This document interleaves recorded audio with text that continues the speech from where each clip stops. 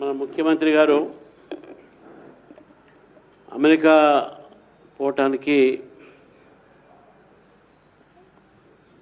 Minister of external affairs వారికి clearance ఇవ్వకపోవటం, అదేవిధంగా వారితో వెళ్తున్న బృందానికి మాత్రం పర్మిషన్ ఇచ్చి అక్కడ అగ్రిమెంట్స్, అదేవిధంగా ఇన్వెస్ట్మెంట్స్ కోసం జరగాల్సినటువంటి మీటింగ్స్ ఇవన్నీ కూడా చేసుకోవచ్చు అని చెప్పేసి కూడా పర్మిషన్ ఇవ్వడం జరిగింది.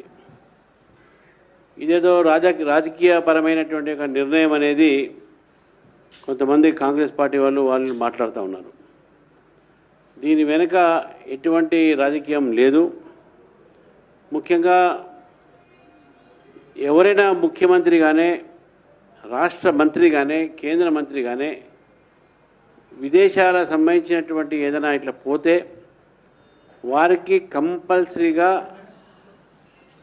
కంపల్సరీగా వాళ్ళకు ఈ మ్యాండేటరీ క్లియరెన్స్ అనేది ఉంటుంది, కన్సిడరేషన్స్. అందులో వారు పోయేటటువంటి అధికారికంగా ఎంత అవసరము అనేది ఒకటి. రెండోది, ఎవరైతే సంస్థలు ముఖ్యమంత్రిని పిలుస్తున్నారో, మంత్రిని పిలుస్తున్నారో అది కూడా చూడాల్సిన అవసరం ఉన్నది. మూడోది, దాంట్లో పార్టిసిపేట్ చేసేటటువంటి వ్యక్తులు ఎవరు, వాళ్ళ స్థాయి ఏంది అనేది. నాలుగోది, ఈ యొక్క ఎట్లా కన్ఫర్మ్ చేశారు, ఈ యొక్క మీటింగ్స్ని ఫార్మల్గా చేశారా, ఎంక్వైరీ చేశారని ఉంటుంది. తర్వాత ప్రోటోకాల్ అండ్ డిప్లొమాటిక్గా ఏదైనా ఎఫెక్ట్ ఇస్తుందా అని కూడా ఆలోచిస్తారు.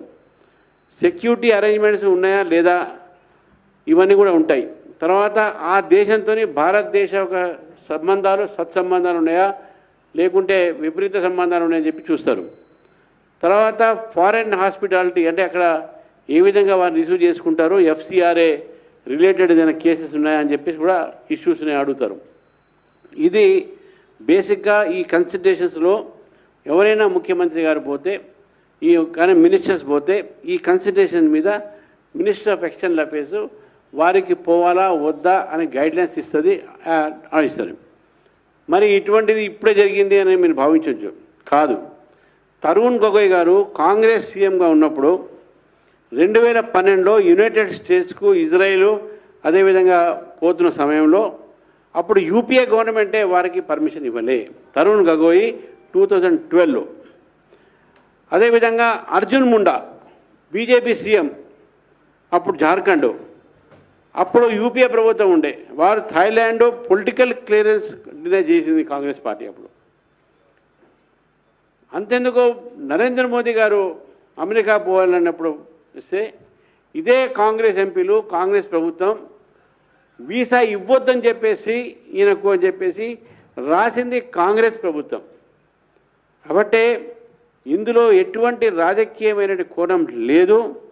కాబట్టి ఇది ఎటువంటి దీని మీద రాజకీయ అంశం చేయకూడదని చెప్పేసి కూడా భారతీయ జనతా పార్టీ స్పష్టంగా చెప్తా ఉన్నది.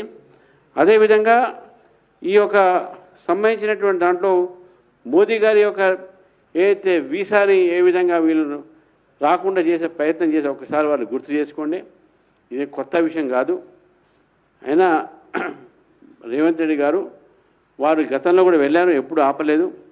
ఈసారి ఆపటంలో తప్పకుండా మినిస్టర్ ఆఫ్ ఎక్స్టర్నల్ అఫేర్స్ పెట్టినటువంటి కండిషన్స్ ఎక్కడో చోట లోపాలు ఉంటాయి. కాబట్టి ఇది ప్రొసీజరల్గా ఆపినటువంటి ఒక పద్ధతి మాత్రమే, కానీ దీంట్లో రాజ్యాంగ కోణం లేదు అనేది నేను స్పష్టంగా భారతీయ జనతా పార్టీ నుంచి స్పష్టం చేస్తా ఉన్నాను.